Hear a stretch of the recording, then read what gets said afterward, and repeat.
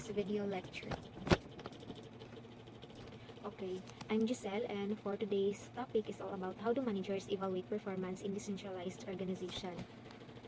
Okay, so these are the subtopics, are introduction, using decentralized organization to control operations, maintaining control over decentralized organizations, comparing segmented income for investment centers, using return on investment or ROI to evaluate performance, using residual income or RI to evaluate performance, using economic value added or EVA to evaluate performance, and then last one is the transfer prices between divisions.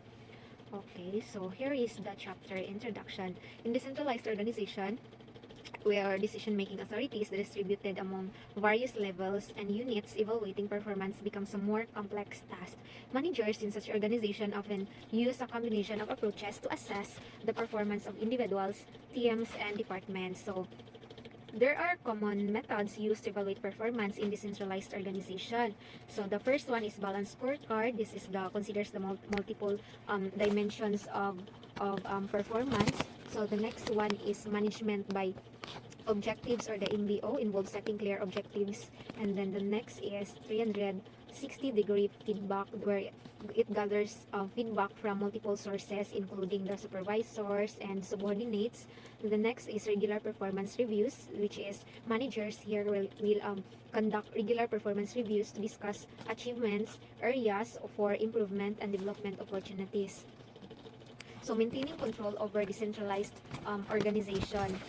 Okay. Maintaining control over decentralized organization can be challenging due to the dispersed decision-making authority and autonomy given to different units or teams.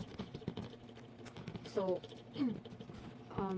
there are strategies that managers can employ to ensure effective control while still benefiting from the advantages of decentralized organization. In decentralized organization, it is necessary to establish a balance between control and flexibility. Effective control should seek to encourage a welcoming environment that promotes independence, accountability, and cooperation while ensuring the achievement of the overall organizational goals. So the next one is comparing segmented income for investment centers. So segmented income is a financial measure used to evaluate the performance of different segments or divisions within a company when comparing segmented income for investment centers.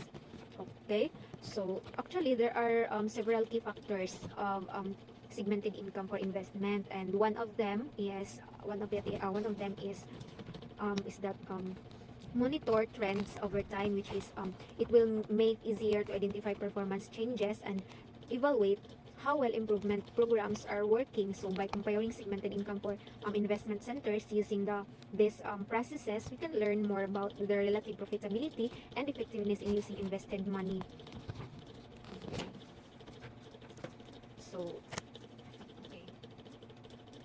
So next is using return on investment or ROI to evaluate performance. Return on investment or ROI is a widely used financial metric that assesses the profitability of an investment or a business activity.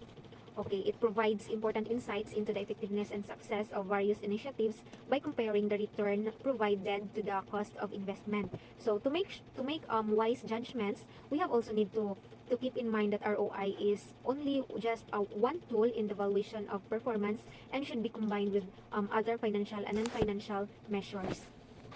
Okay, so the next one is using residual income or RI to evaluate performance. Okay, residual income or RI is a financial performance measure that is used to evaluate the economic profit generated by a company or an investment project.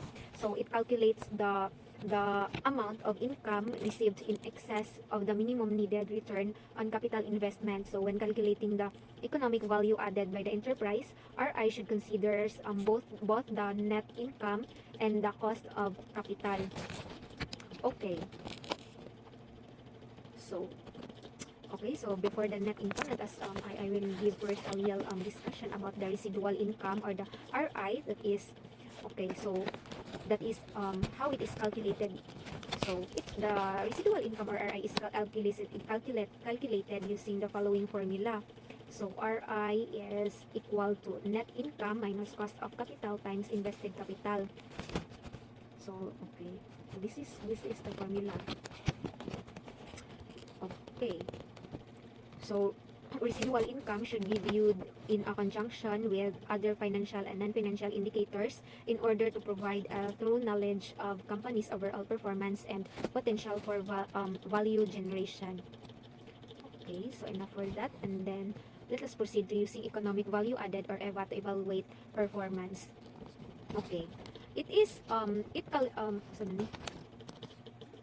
okay, this is a financial performance metric that evaluates how well a company is utilizing its capital to generate profits. Okay, it calculates the difference between company's net operating profit after taxes, or the NOPAT, and the cost of the capital that capital it uses.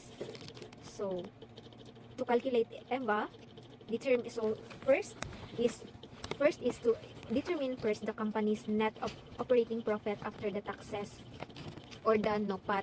So it stands for the revenue produced by the business main operation. So the second one is calculate the company's capital employed. So equity capital can be calculated as the sum of the company's common equity and preferred equity, while debt capital includes long-term loans, bonds, and other interest-bearing liabilities.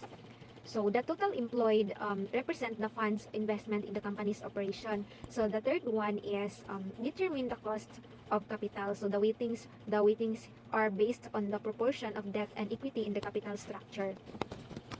Okay. So EVA is calculated by subtracting the cost of capital from NOPAT. So okay, the formula is as follows. EVA is equals to NOPAT minus the capital employed times the cost of capital. So the resulting EVA value indicates the value created or destroyed the company. So using EVA to evaluate performance has several advantages. Managers and investors can use it to spot the places where value is being created or destroyed, and to decide where to allocate resources and where to put their money.